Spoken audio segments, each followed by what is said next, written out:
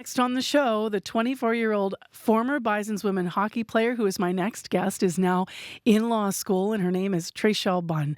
And her list of accomplishments is long and growing. She founded a half marathon to promote healing around residential schools. She was named a young chief by Southern Chiefs on Southern Chiefs organization last year. Now the list has one more of accolades. This morning, Bunn and 9 other outstanding people have been named CBC Future 40 finalists. And it's one of my favorite times of the year because we get to interview all of them and meet them. And Trechelle Bunn is up first. Good morning. Good morning. Thank you for having me. Congratulations on being named a Future 40 finalist. What did you think when all this happened? It was pretty surreal, and I think, anytime you get an acknowledgement like this, it's a great accomplishment, but I think it's truly not mine on my own. It's definitely a testament to all the communities and organizations that I get to be a part of and serve, so I think it's just as much as mine as it is theirs, so I'm very thankful and fortunate to be able to receive this award and hopefully inspire other young people to pursue their passions and dreams and to be involved in their community. We featured you, as I alluded to here, like in a number of different ways over the years for your work. One of them is about your hockey prowess when you were just 15 years old. What role has hockey played in shaping who you are, would you say? Yeah, I think hockey is just a huge part of who I am, and I started skating in my backyard with my dad when I was just 3 years old, and it's kind of been my thing for my whole life up to this point. And I finished my competitive hockey career last year with the U of M, and then I play once a week now in the Law Hockey League at the University of Manitoba Faculty of Law. So I think, oh my gosh, I bet you're the ringer. one of the few women playing. So I think still maybe breaking down barriers a little bit in that way. But no, hockey's definitely shaped who I am, and I think it's given me so many opportunities. And I think it's always been kind of a positive outlet for me, just to stay balanced in all aspects of my life. How did that sort of grow and really become significant when you were playing at that real competitive level, like with the Dinos and then the Bisons, as you mentioned? Yeah, I think definitely as a student athlete, you get overwhelmed and your feet and hands are in kind of all different spaces. So I think getting to start my morning every day, with a team workout, a team practice, a team skate, and kind of getting your body moving early in the morning and having that movement has always been kind of a way that I like to start my day and kind of sets the tone for the rest of it. So I think definitely using movement as, medicine, or even staying balanced on, the 4 quadrants of the medicine wheel, physically, mentally, emotionally, and spiritually. I really owe that to hockey and sport in general. I really love this part of your story that led you to do another one of your accomplishments, which is a run, because you're an athlete, but you're actually not much of a runner, I understand. And yet in 2021, you start the Reconciliation Run, and there's words from, I understand, your grandfather in your head. Mm-hmm. What were the words and why? Yeah, so it's funny you mentioned that. I'm not a runner at all. So any of my old teammates who would hear this would know that I'm not a runner. But something that my grandfather, so my uncle, which means grandfather in Dakota in my language, he was a survivor of the Birdtail Residential School, and something he told me when I was younger was that when he was at the Birdtail Residential School, he wanted nothing more than to run away and go home. And he never did make the attempt himself, just because he saw the consequences of what happened to his classmates who did make the attempt. So I guess, when, the 215 recoveries in Kamloops kind of hit the news, and, there's still recoveries happening, I think it hit my community and a lot of Indigenous and First Nation communities in that way. So I thought, why don't we go back to the Birdtail Residential School and run and walk home in honor of, my grandfather, but all of those who never got the chance to. I apologize. Well, I know your grandfather is now deceased, but I apologize for not knowing. Are there other family members, though, that were able to share in that and feel that on his behalf when you started this? Because that's so amazing. Yeah, so it really started as something that me and my family were doing. So my mom, my dad, my brother, and my cousins, and my grandparents, my other grandparents. But it really reached my community, and then it kind of hit social media, and I think some different news outlets picked it up, and we had, about probably the first healing walk that we did July 1st, 2021. We had around 75 people gather, on the front lawn of the Birdtail Residential School from all different areas and towns and backgrounds across Manitoba. So I think it really brought people together in that way, and for a lot of Indigenous people and First Nations people, it was healing, but I think for a lot of non-Indigenous people, it also kind of provided that education and reflection component.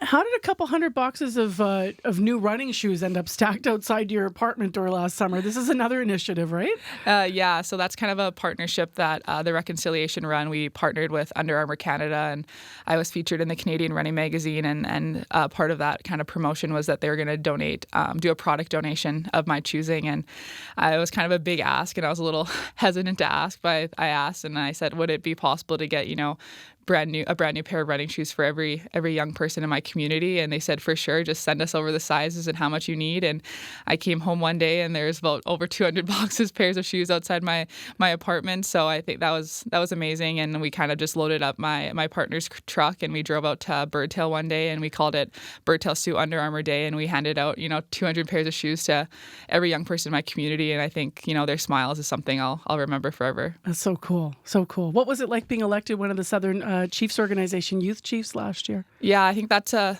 great honor as well. And I think that kind of speaks to my growing comfortability with being a leader and being a role model. And I talk about it often, but it's not really being a role model and leader wasn't something I was always comfortable with. And I think I'm kind of more of a lead by example kind of person. I've never been the loudest in the room. So I think that was a true kind of powerful moment for me to be able to have my leadership skills recognized. And I'm coming up on the end of my term here next April. So I think, over the past, year and a half, it's the opportunities I've had to connect with young people across, Southern Manitoba has been life-changing. You're not done, though. I understand you aspire maybe to be chief one day for your community. Yeah, so that's definitely a stepping stone. And that's something that I kind of put out there this past weekend in my community of Birdtail. And, our next election's coming up next April. So I think a couple of people have asked me to put my name forward. So maybe this is an official announcement that I'm going to step up and put my name forward. But I think it'd be a great honor. And I've always kind of wanted to, get my education and go back and serve my people. So you decided then? You are putting your name forward? I am putting my name forward, yeah. So I guess This is maybe the official announcement. So I have a lot of community support, a lot of elders. And I think I talk about it a lot, but I feel like it's my duty to my community, a responsibility that I take seriously. So they asked me, so I'm going to put my best foot forward and give it my best shot, and we'll see what happens come next April. What with your studies, looking at what you're still studying, why did you decide to pursue law? Yeah, so I think there's like a number of things with that. My father's First Nations, and he's First Nations, and he's an RCMP officer. So I think there's kind of maybe a bit of a dichotomy there with that. But he's always talked to me about the importance of representation within, every area in this country to have First Nations, Indigenous representation. And I think, with the over-incarceration of Indigenous people, especially within this province and Indigenous young people, I think trying to be a part of that and getting my legal education and helping people navigate that system was the biggest driver behind that for me. You're already working on a new legal aid initiative you're getting to work on, right? What is it? So it's Legal Aid Manitoba has a partnership with the University of Manitoba Community Law Center. So they have a variety of clinics, but this is the first summer they're doing a prison law clinic. It's kind of modeled after one that first happened at Queen's University.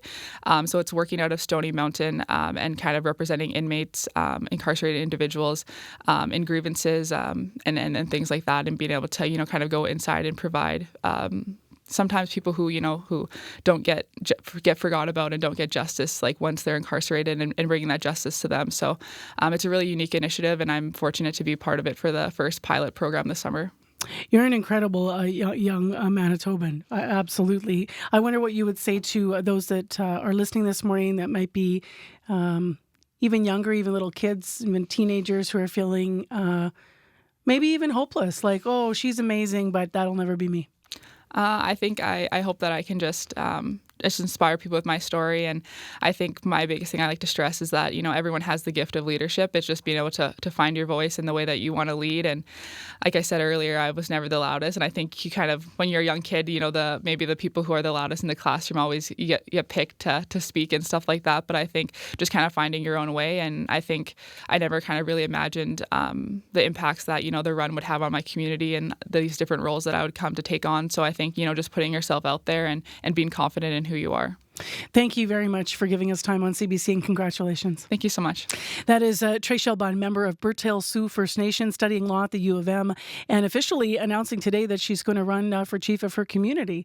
She's one of 10 CBC Future 40 finalists. They are all announced today on our website. Please see the beautiful photos and the stories that go along with these incredible Manitobans, and we'll be featuring them on the program this week. So the website is cbc.ca/Manitoba.